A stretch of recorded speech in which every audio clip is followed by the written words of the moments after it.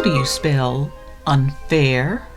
Magnolia Cox and the National Spelling Bee.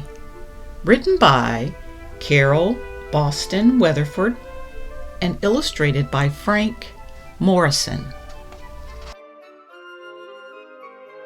Magnolia Cox was no ordinary kid. Her idea of fun was reading the dictionary. From A to Z, she learned words, meanings, and spellings. She loved to read, study, and spell. In 1936, the 8th grader won her school's spelling bee. After Magnolia passed a 50-word written test and an oral competition, she advanced to the Beacon Journal newspaper's citywide bee. That April evening, Magnolia faced 50 of the city's best spellers. 3,000 people jammed the Armory in Akron, Ohio. Can you spell nervous? Nervous.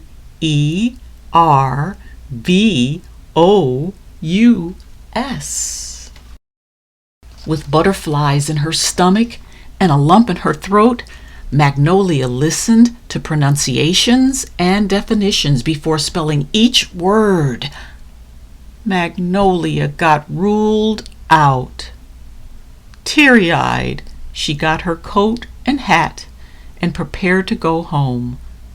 But someone urged her to stay. Due to an error, the judges brought her back. Magnolia correctly spelled daft, writ, pretentious, brusque, abstemious, gradate, facilitate, and apoplexy. Can you even pronounce those words? In the final rounds of the bee, Magnolia battled back and forth with John Huddleston until he tripped up on the word sciatic. After spelling the word that John had missed, Magnolia had just one more word to the title: voluble. V-O-L-U-B-L-E.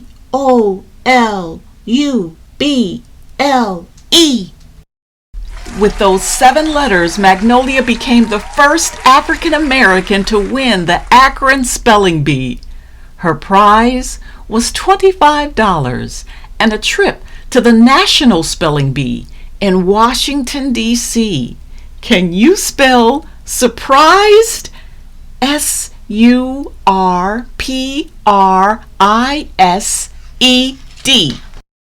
At events all over Akron, Magnolia was the guest of honor. Backstage at the Palace Theater, the spelling dynamo met dancer and actor Bill Bojangles Robinson and jazz musician and composer Fats Waller. At the Akron City Club, she dined with local bigwigs. African American clubs held fundraisers, and black churches took up offerings to help with her travel costs. People also prayed for her. Akronites now mentioned Magnolia Cox in the same breath as the boxing champion, Joe Louis, and the track star, Jesse Owens. Can you spell famous? F-A-M-O-U-S.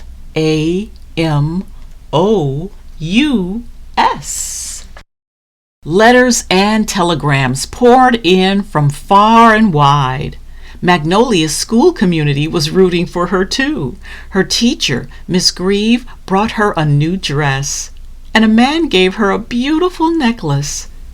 Magnolia also received 2 dictionaries to study. She spent 3 periods a day prepping for the National Bee. She memorized 100,000 words. Can you spell dedication? D-E-D-I-C-A-T-I-O-N.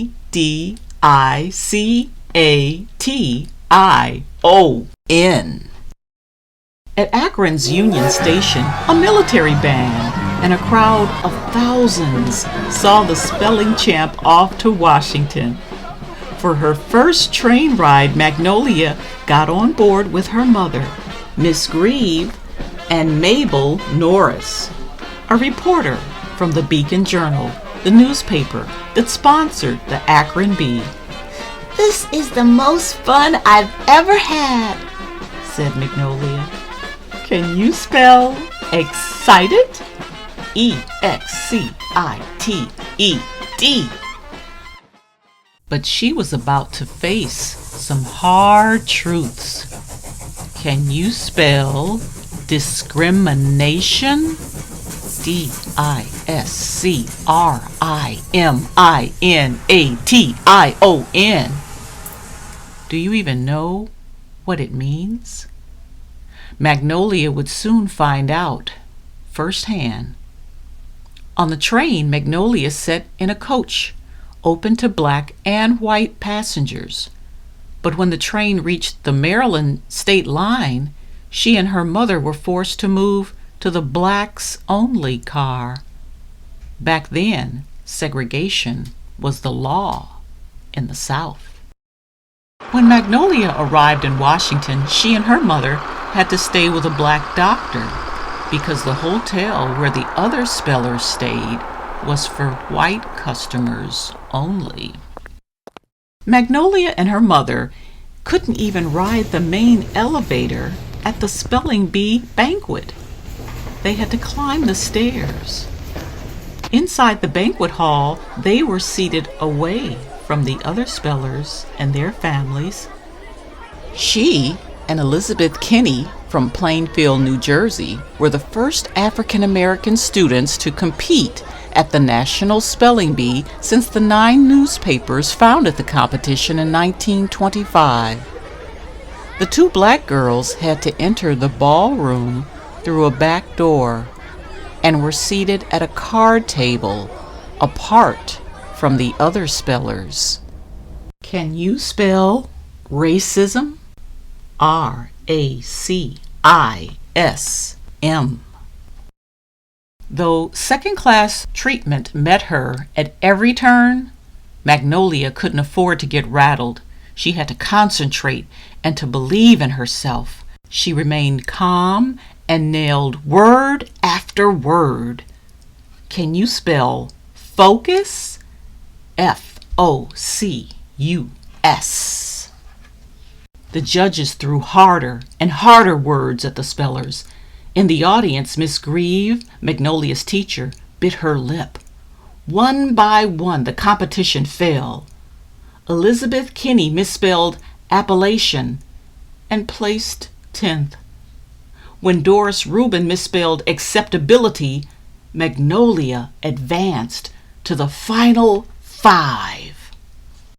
The judges, mostly from the segregated South, couldn't seem to stump her. Then they threw a curveball, a word that Magnolia hadn't studied, nemesis. NEMASIS, she answered. Magnolia's teacher and the newspaper reporter protested. They argued that the word nemesis was not on the official list. Furthermore, in Magnolia's dictionary, the word was a proper noun referring to a Greek goddess and thus not acceptable. The judges stood by their decision. Can you spell unfair? UNFAIR. Magnolia was out.